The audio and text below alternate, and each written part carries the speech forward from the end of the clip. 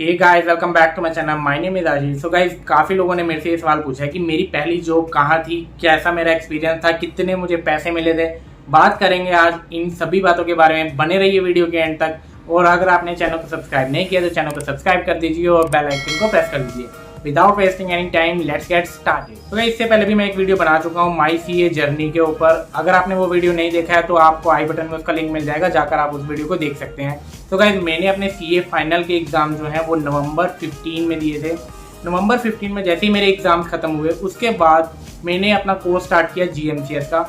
और जीएमसीएस से मुझे एक सीख जो मिली वो ये थी कि आपको वेट नहीं करना है। यस गाइस, जैसे ही आप अपना एग्जाम्स के लिए अपीयर हो जाएंगे आपको डिसाइड करना है कि या तो आपको प्रैक्टिस करनी है या फिर आपको जॉब करनी है। और अगर आपको जॉब करनी है तो immediately start looking out for a job. और अगर आपको प्रैक्टिस करनी है then start working as a practitioner. I know कि आपके पास उस टाइम पर डिग्री नहीं होगी, बट गाइस काफ़ी सारे काम सीए के ऐसे हैं जो आप विदाउट डिग्री कर सकते हैं। आपको कोई नहीं रोक सकता, सिर्फ आपको सर्टिफिकेशन वर्क के लिए ही डिग्री की रिक्वायरमेंट रहती है। तो गाइज, अगर आपका प्लान है एक जॉब करने का, आप सिंपली एग्जाम देने के बाद आप अपने क्लाइंट बनाने स्टार्ट कर सकते हैं। Start with the basic work like the accounting और the taxation work, not the certification work. और अगर आपको जॉब करनी है then immediately start looking out for a job. अगर आपका सीए फाइनल एग्जाम्स क्लियर नहीं होता है तब भी आपको क्या करना है, आपको लास्ट में जैसे ही आपका एग्जाम ड्यू होगा उससे 15-20 दिन पहले या महीना पहले आपको छुट्टी लेनी है और उस टाइम पर आपको प्रिपरेशन करनी है। तो गाइस, काफ़ी लोग मेरे से ये भी सवाल पूछते हैं कि क्या 1 महीना सफिशिएंट है एग्जाम प्रिपरेशन के लिए। तो गाइस, ट्रस्ट मी, आपने पूरा सिलेबस एक बार पढ़ा हुआ है, एक बार या 2 बार आपने पूरा सिलेबस कंप्लीट किया हुआ है। तो you just need a refresher. So आपके लिए 1 महीना सफिशिएंट है लास्ट में। तो अगर आपका बाई चांस क्लियर नहीं हो पाता तो आप 1 महीने की छुट्टी ले सकते हैं जॉब से और you can appear for the exams and then resume your work.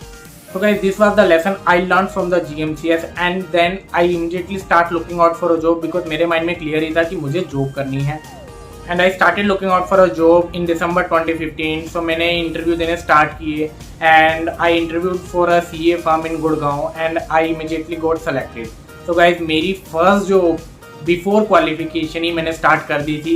It was started from 1 January 2016 and the salary I was paid was 20,000 exact. Yes, 20,000 रुपये मुझे मिले थे उस जॉब के लिए without qualification as a semi qualified chartered accountant. So I started my first job from 1 Jan 2016 at 20,000 only and after 17 days. Yes guys, CA final का जो result था वो 17 जनवरी 2016 को आया जिसमें आई क्वालिफाइड। यस, 17 दिन के बाद मैं एक सीए बन चुका था। So I was very confuse कि अब मुझे क्या करना है। क्या मुझे सीए फर्म जिसमें मैं काम कर रहा हूँ उन्हीं से बात करनी चाहिए या मुझे कैंपस के लिए जाना चाहिए या मुझे किसी दूसरी फर्म के लिए ट्राई करना चाहिए। तो गाइज, ऐसा नहीं है कि मैंने ट्राई नहीं किया, मैंने सेम फर्म में ट्राई किया but they were not paying me so much. So I also appeared for the campus round of interview. So there I was selected to be very honest and then I started looking out externally.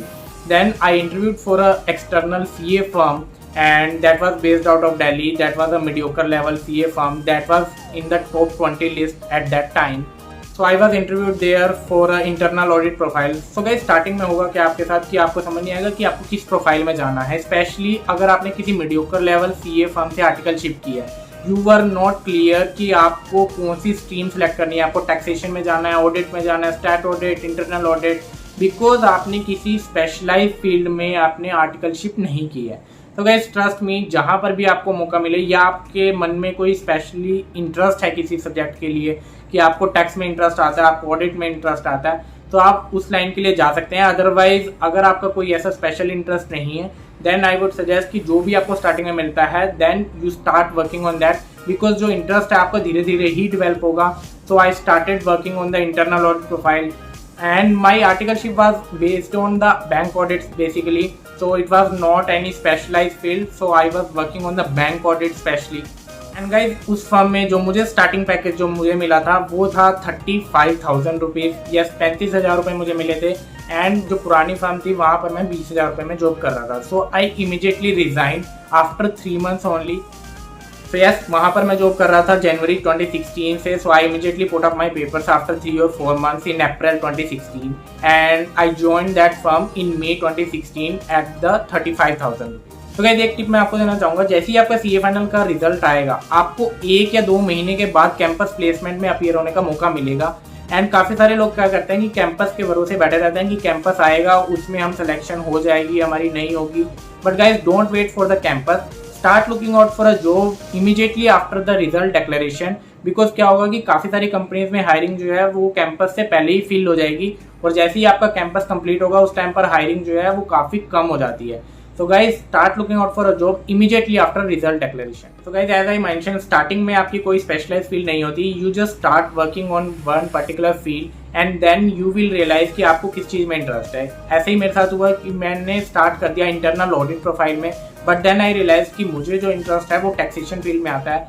And internal audit में जाकर भी वहाँ पर जो scope होता था finance and accounts का, मैं वहाँ पर मोर लाइक स्टैट ऑडिट या टैक्सेशन की क्वेरीज ज़्यादा निकाल कर लाता था.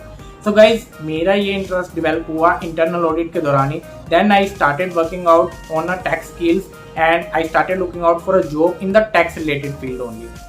अब काफ़ी लोगों का ये क्वेश्चन रहेगा कि मैंने इंटरनल ऑडिट प्रोफाइल से टैक्स प्रोफाइल में कैसे स्विच किया.